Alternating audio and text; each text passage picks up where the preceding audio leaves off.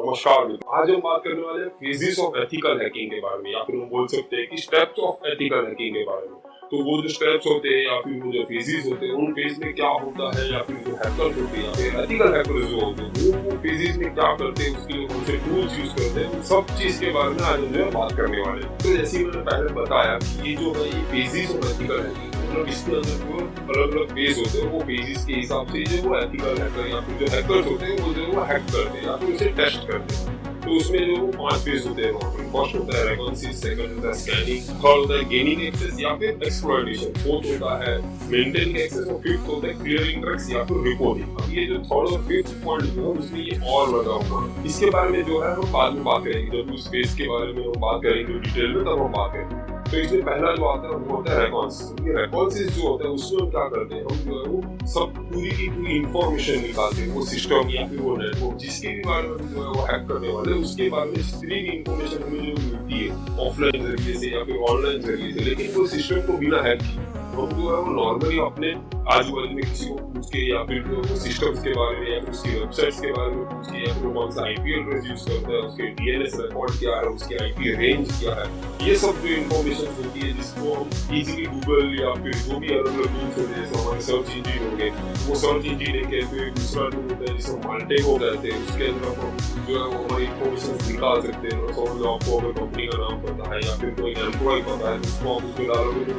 जितनी भी search engine जो होते हैं या फिर इंटरनेट पे जितनी भी इंफॉर्मेशन अवेलेबल होती है वो सबको निकाल के जो दे देगा। तो ऐसे जो टूल्स होते हैं माल्टे को, फिर हमारे सर्च इंजिन जो गूगल या बिंग वगैरह वगैरह, उन सब के जरिए हम जो पर्टिकुलर कंपनी में पर्टिकुलर सिस्टम की जो इंफॉर्मेशन निकालते हैं। तो ये होता है हमारा फर्स्ट स्टेप है जिसे हम रिकॉग्निशन कहते हैं, मतलब इंफॉर्मेशन गैदरिंग स्टेप भी हम बोल सकते हैं। उसके बाद जो वो आता है वो स्कैनिंग होता है। अब स्कैनिंग को तो आपके वर्ड से ही समझ में आ रहा होगा कि स्कैनिंग में हम क्या करते हैं, वो सिस्टम की या फिर वो नेटवर्क की। अभी हमें सिस्टम और नेटवर्क को सीधी बात है इंफॉर्मेशन गैदरिंग स्टेप से ही पता चल गया था कि उसका आईपी क्या है या फिर उसकी आईपी रेंज क्या है। तो वो आईपी पे या फिर वो सिस्टम पे हम क्या है वो स्कैनिंग करेंगे। स्कैनिंग में हम उसकी वल्नरेबिलिटीज जो है वो फाइंड आउट करेंगे। अब उसके साथ साथ हमें जो उसका सर्वर कौन सा यूज कर रहे हैं या फिर उसका ऑपरेटिंग सिस्टम कौन सी यूज कर रहे हैं, इन सब चीज के बारे में भी हमें पता चल ही जाने वाला है। क्योंकि अब जैसे मैंने पहले वीडियो में बताया था जिसमें हम जो कोड स्कैन करते हैं, जिसमें जो हम एनकैप करके टूल जो वो यूज करते हैं, वो एनकैप जो हम सब चीज इंफॉर्मेशन दे देते हैं, जैसे कि वो सर्वर कौन सा यूज कर रहा है, उसका वर्जन क्या है, उसमें कौन सी सर्विसेज यूज हो रही है, कितने पोर्ट्स ओपन है, सब चीज को हमें दे देते हैं।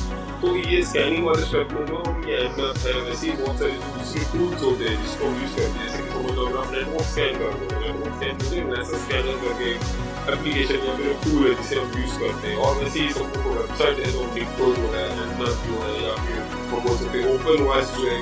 टूल है, उसका हम सब चीज का यूज करते हैं। ये जो टूल्स होती है हमें स्कैनिंग के लिए काम होते हैं। अभी स्कैनिंग से हमें ये तो पता चल गई कि उसमें वल्नरेबिलिटीज कौन सी, तो हम सीधी बात है क्या करेंगे, हम उसे हैक करेंगे या फिर हम जो उसे एक्सप्लॉइट करेंगे। तो थर्ड स्टेप जो वो आता है गेनिंग एक्सेस या फिर एक्सप्लॉइटेशन। अभी गेनिंग एक्सेस जो होता है या फिर एक्सप्लॉइटेशन जो होता है, इसमें तो हमने जो वल्नरेबिलिटी हमने फाइंड आउट की थी जो हमारे सेकंड स्टेप में जिसे हम स्कैनिंग कहते हैं,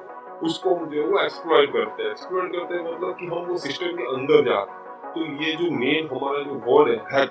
ये जो हैकिंग जो होता है वो मेन जो है वो इसी स्टेप में होता है, जो हमारा है गेनिंग एक्सेस या फिर एक्सप्लॉइटेशन। अभी आप सोच रहे हैं कि ये दो वर्ड क्यों, तो ये दो वर्ड इसलिए होते हैं कि जो एथिकल हैकर होते हैं वो जो टेस्टिंग पर्पस के लिए वो सिस्टम को हैक करते हैं, मतलब उसे सेव करने के लिए जो वो हैकिंग करते हैं, तो वो लोग क्या करते हैं, वो लोग एक्सेस करके ये जो वर्ड है वो यूज करते हैं, जो जिसे हम व्हाइट हैट हैकर्स कहते हैं।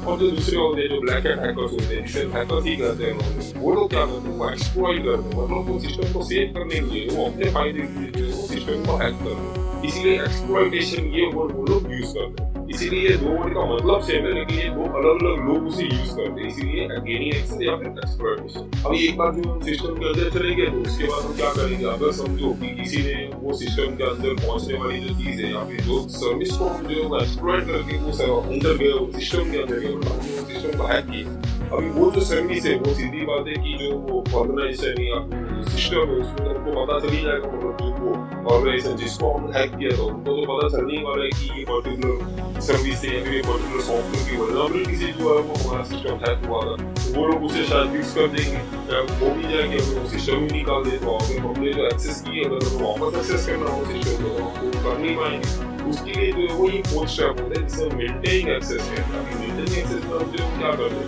हम जो सिस्टम के अंदर हमने एक बार उसमें हमें एक्सेस मिल गई, ठीक है, हमें फोर्थ स्टेप नहीं मिल गई थी एक्सेस, तो एक बार हमें एक्सेस मिलने के बाद हम क्या करते हैं, उसको मेंटेन रखने के लिए जो है वो अलग अलग सॉफ्टवेयर या फिर मलिशियस सॉफ्टवेयर होते हैं जो हमें इंटरनेट पे इजीली बीटअप वगैरह पे मिल जाते हैं, आपको रूटकिट्स होती है, इन सबको जो इंस्टॉल करते हैं। तो उससे क्या होगा, अगर हमें समझो फिर से बाई चांस अगर हमें सिस्टम का एक्सेस लेना पड़ेगा, फिर कोई भी रीजन के थ्रू हमारा एक्सेस चला गया तो फिलहाल हमारे पास, उसके बाद हमें अगर फिर से एक्सेस लेने को अगर वो सॉफ्टवेयर भी अवेलेबल नहीं रहा वल्नरेबिलिटी वाला, तो क्या करेंगे, इसीलिए हमने जो भी सॉफ्टवेयर या फिर मलिशियस सॉफ्टवेयर या रूटकिट जो भी हम उसके अंदर इंस्टॉल करते हैं या पोस्ट स्टैक के अंदर जो भी उसमें सॉफ्टवेयर इंस्टॉल करते हैं उसके थ्रू जो है उसको वापस एक्सेस कर सकते हैं, मतलब उस सिस्टम को हम वापस एक्सेस करते हैं। इसीलिए जो है वो मेंटेनिंग एक्सेस इसका नाम। इसके लिए भी बहुत सारे टूल्स हैं जो हमें गिटहब पे इजीली मिल जाते हैं, जैसे कि समझो आपको कोई प्रिविलेज एस्केलेट करना है तो उसके लिए प्रिविलेज एस्केलेशन ऑप्शन यूज करके एक टूल है जो गिटहब पे है, तो ये सब टूल्स जो होते हैं वो इजीली अवेलेबल होते हैं गिटहब, जिससे हम एक्सेस को मेंटेन कर सकते हैं। ये हो गया फोर्थ स्टेप। उसके बाद जो आता है फिफ्थ स्टेप। फिफ्थ स्टेप में क्या होता है,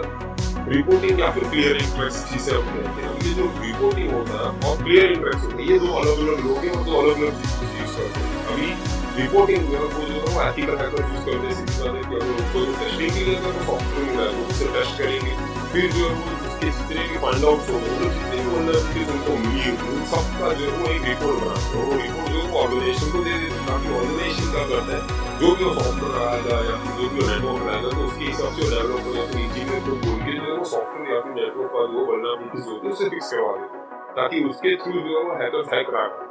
और जो हैकर्स होते हैं वो क्या करते हैं, वो जो अपने ट्रैक्स क्लियर करते हैं। ट्रैक्स क्लियरिंग का मतलब क्या होता है कि समझो वो हैकर ने उसके अंदर गया, मतलब सिस्टम के अंदर से एक्सेस ली, तो सीधी बात है उसकी आइडेंटिटी कहीं ना कहीं तो रहने ही वाली है, जैसे कि कोई लॉग्स हो गए, जैसे कि कैश फाइल्स हो गई या फिर मेमोरी डंप हो गए, इन सब में जो उसकी आइडेंटिटी कुछ ना कुछ तो रहेगी, या फिर हो सकता है उसकी आईपी रहे या फिर जो भी चीज। वो क्या करता है हैकर जो वो ट्राई करते हैं कि वो लॉग्स हो तो उसको टेम्पर कर दे या फिर कोई कैश फाइल्स जो है उसको डिलीट कर दे। तो इन सब के जरिए वो क्या कर सकते हैं कि वो अपनी आइडेंटिटी जो वो छुपा लेते हैं, इसीलिए उसे क्लियरिंग ट्रैक्स कहते हैं। तो अभी तो आप समझ ही गए होंगे कि ये जो बेसिस पर एथिकल हैकिंग के जितने भी स्टेप्स होते हैं, ये सब स्टेप्स जो वो दो अलग अलग लोग भी इसे यूज करते हैं, या एथिकल हैकर हो सकते हैं या फिर हैकर्स हो सकते हैं। तो उम्मीद करता हूँ कि आपको ये जो है बेसिस ऑफ एथिकल हैकिंग आपको क्लियरली समझ में आ गया होगा। अगर आपका कोई भी सवाल है, कोई भी सुझाव नीचे कमेंट करके मुझे जरूर बताएं। तो अगर आपने इस चैनल को अपने सब्सक्राइब नहीं किया तो सब्सक्राइब कर दीजिए, ऐसी टेक्नोलॉजी करते रहना।